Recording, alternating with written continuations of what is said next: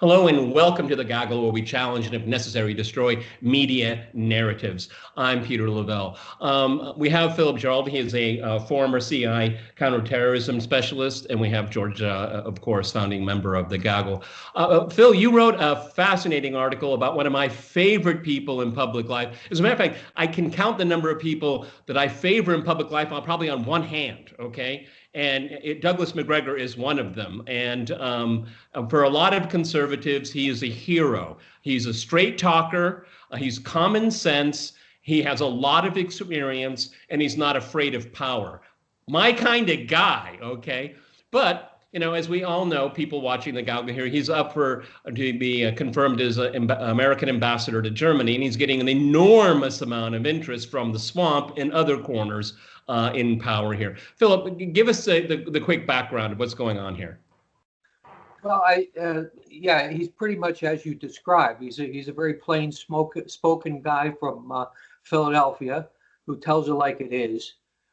He tends to get a bit hyperbolic at times, but this guy's head is in the right place. He's a social conservative. Basically, he's finding all of the rioting going on in the United States, the vandalism, to be unacceptable.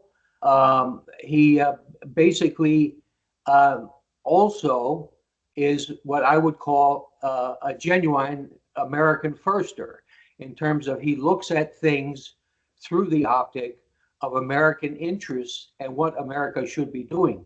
And this particularly applies, of course, for overseas. He's a former colonel in the Army, actually experienced combat in Iraq. And so he has all the right credentials.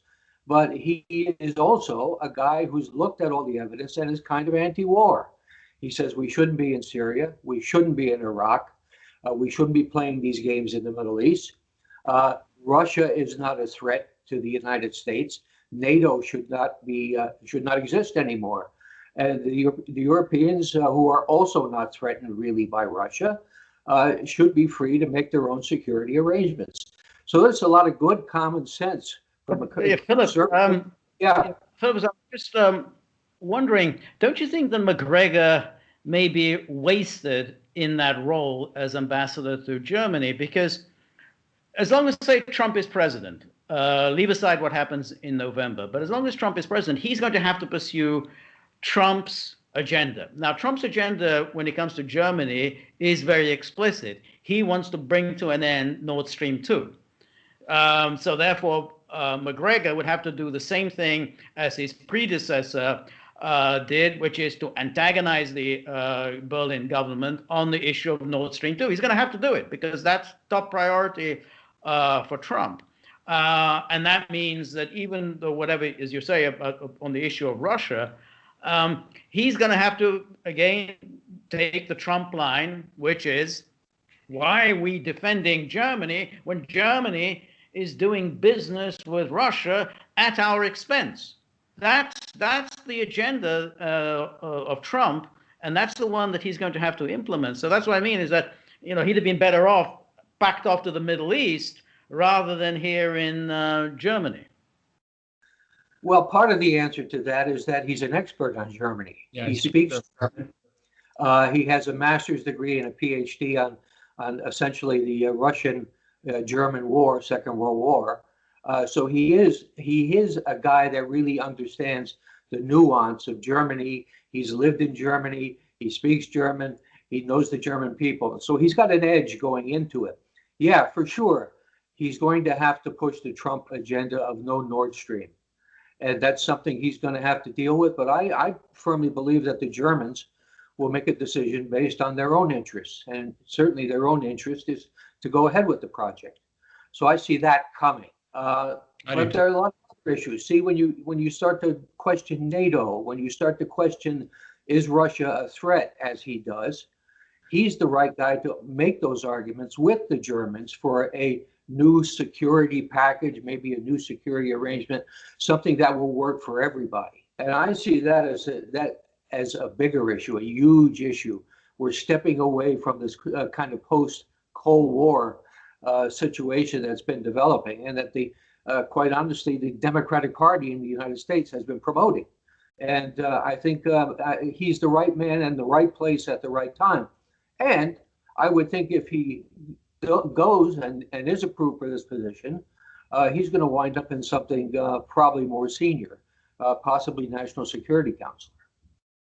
Well, it's interesting, Phil, because the resistance that he is getting from a number of quarters here, it not only does it tell us more about him, about his profile, but it really tells us everything that is wrong with American foreign policy. Because the attacks that for me, the attacks against him is like watching Bill Barr in front of a congressional committee. I mean, they didn't lay a glove on William Barr, and they never lay a glove on McGregor either. Okay, maybe he's a bit crude sometimes, and he's a bit short. Okay, he's a military man. Okay, I understand that, but what is interesting for me is that they have to explain themselves why he's wrong, and they feel very uncomfortable. Look at Max Boot. Okay, he makes a complete buffoon out of himself as usual, attacking someone that actually knows what he's talking about. Right. Yeah. I mean, Max Boot accused him of being the usual charge, Putin puppet, and essentially being led by the nose by Putin. This is ridiculous. The relationship between Putin and the United States is the worst it's been with Russia since the Cold War. So there's nobody being led by the nose, and the fact is that he has a realistic view of Russia and the relationship Russia should have with the United States, which is essentially that the two major powers in the world, that have the ability to destroy the world, really have to figure out some way to get along. And I think that's the way he sees it. So, yeah, Boot is a clown. Boot is hostile to him based on the fact that Boot is a neocon, and he has the neocon vision of you have to have major enemies out there because that justifies having Max Boot writing for the Washington Post. So the enemies of choice are always Iran, Russia, now China increasingly. Good. So we're seeing the same kind of mindset playing out. Mm-hmm. There was one thing which I thought was very interesting in your article. You quoted him saying something like, "We can't judge Germany by the 12 years of the Third Reich, given that this country has been around for, I don't know whether he said 1,000 years or 1,500 years, and it's been a great defender of Western civilization." And you said that this claim of his, which is obviously true and correct, is being attacked. Could you just tell us a little more about that? What was the context in which he said this about Germany, and what attacks has this come under? All right, I'll give you the whole quote. There's a sort of sick mentality that says that generation after generation must atone for the sins of what happened in 13 years of German history and ignore the other 1,500 years of Germany. And Germany played a critical role in Central Europe in terms of defending and preserving Western civilization. That's what he said. So we're getting the usual crowd of people who attack any whiff of letting Germany off the hook in terms of Germany's continued payment. This is now 75 years after the Second World War, of reparations to the so-called Holocaust survivors and other people that were injured as a result of the Second World War. So essentially, I mean, he's saying here, there has to be a point where you stop playing this guilt trip. The German people alive today, 99% of them had no experience of the Second World War, and they're not necessarily guilty for it. So because was that just to confirm, was that the context in which he said this about German to Israel? That was specifically the context that he was referring to. Actually, he was not necessarily saying that that the punishment or the reparations have to stop, but that was the implication. And the groups that are interested, of course, in keeping the reparations going, like the Anti-Defamation League in the United States and Max Boot, are basically, they latch on to this, that he is therefore, by saying this, what they refer to as a Holocaust denier. But he's nothing of the sort. He's Okay, never. but what this is it's just a variation on the theme of keep the Germans down, the Russians out, and America in. It's a variation on that, and this is what this is the hook where they hang their coat. Okay, I mean it's absolutely ridiculous when you think of the wealth of the European Union, its population, its GDP, and the American taxpayer is still there to subsidize one of the richest patches in the world. I mean, this is what they don't want to agree to. Because it's a grift. NATO is a grift, okay, and it's good for a lot of people. It's good for a lot of people in business, and it has nothing to do with the national security of the American people. I mean, that's how I've looked at it for years. And I lived in Eastern Europe. I lived in Russia for 22 years. You know, the Russia, Germany.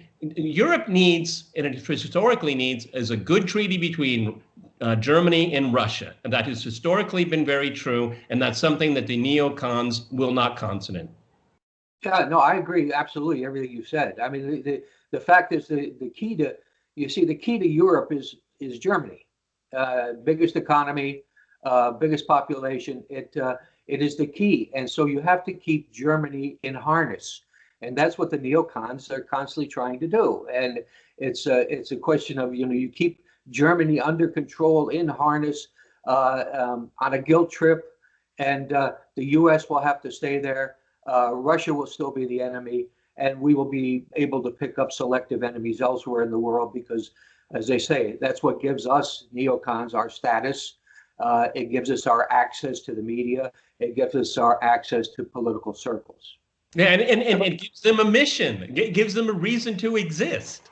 And what we're seeing is that, however, that this is quite effective because there obviously is a very powerful group within Germany that wants to keep this NATO relationship going. I mean, I think we're seeing this in the Navalny case, where it's every day with the disclosures that are coming out.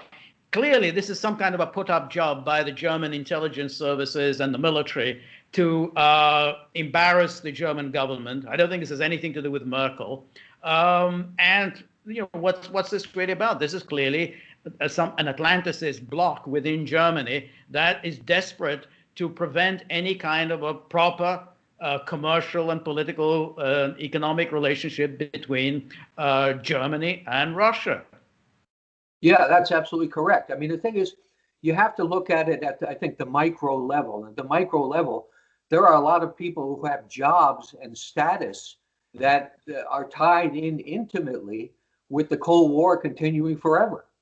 And these are the people. I mean, they're strutting around in their uniforms and their three-piece suits, but they're all on the same page, and they exist everywhere. But it's particularly true of Germany because Germany is, as they say, the key to the whole European situation. So it's very active. There's a very strong, as I'm sure Peter knows, Atlantist movement, both in Germany and the United States, which is funded by various foundations and entities in the two countries. And they are very active. They're active on all the social media. And this is exactly what they're after. Their well-being depends on preserving the status quo. Yeah, I saw it a few years ago when I was visiting the American consulate in Moscow. I didn't know NATO had a TV station, NATO TV. It was hilarious. It was really bizarre. A military alliance, a friendly military alliance here. No, it's interesting too. We'll finish up on this, though. Is that particularly with Brexit too. This is something that there's a trepidation looking at the Germans because with the Brits out of the European Union, Germany is far more supreme than ever before. Last word goes to you, Phil. Yeah, that's of course, again, that even makes stronger the case that we're going to see a lot of focus on Germany, and that's why it's crucial to have a guy like McGregor who sees things clearly and is willing to enunciate things, even if those things are not popular. You've got to have that kind of guy in place. Otherwise, we're just going to get steamrolled, and obviously the Trump administration doesn't have the kind of depth of the right kind that enables them to see through a lot of this stuff. Okay, Phil, we've run out of time. Thank you very much, Phil. Thank you, George. If you like this, please like, share, and subscribe, and we'll have more ahead.